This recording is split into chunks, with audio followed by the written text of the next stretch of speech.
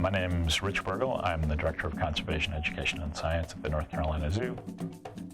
When I started, the zoo had a conservation program. There was only one person who formed that conservation program, and the budget for that was pretty modest. The program now is probably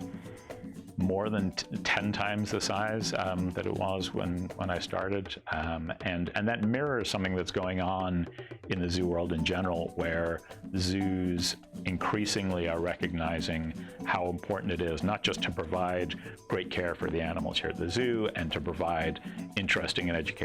educational experiences for visitors to the zoo, but to also be actively involved with trying to conserve and protect animals in the wild.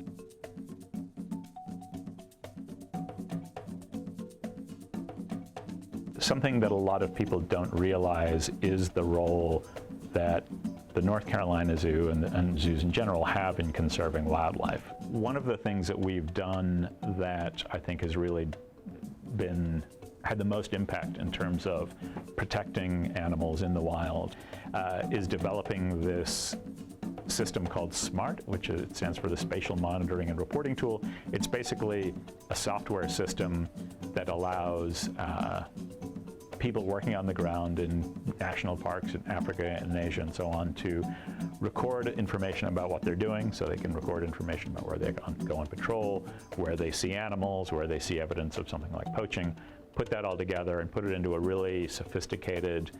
analysis program to better understand what's going on. I still work on gorillas in West Africa, but now also work on things like rhino and elephant conservation in countries like Namibia in southern Africa, big cat conservation, so animals like lions and cheetah and leopard in countries in eastern southern Africa like Zambia. And that system that we helped develop, which was originally developed for some of the gorilla work that I was doing, has now expanded and been adopted to the point where it's being used in more than 700 sites around the world in more than 50 different countries. So a really great example of how something the zoo has been involved with is directly protecting animal populations in the wild in some of the most important protected areas around the globe. Often the things that are the most inspirational is the interactions with people, and whether that's with little kids who come to the zoo and get to see an animal like a polar bear up close for the first time ever, or somebody who goes out on our African plains exhibit in a way that is probably as close to Africa as most people who live in North Carolina ever are going to be able to get. And that's what kind of, in many ways, keeps me motivated, is seeing how not just the impact that we can have on animals and habitats, but on people as well, and getting people to kind of see themselves as part of the solution.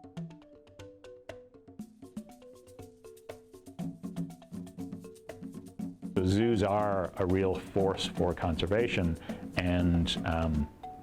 by visiting a zoo, you can help to further that mission. So just by, I think for a lot of people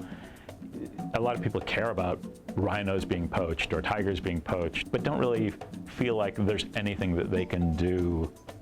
to save those animals. But one thing that you can do is to visit a zoo, and to visit a zoo that supports and is involved with that kind of work. And so you can both have a fun and an interesting and educational time visiting the zoo, but also feel like your visit is helping to contribute to the long-term future of these animals.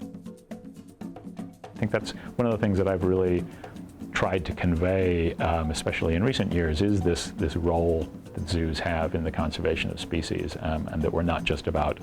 showing animals to the public, we're also about actually keeping those animals around for the future.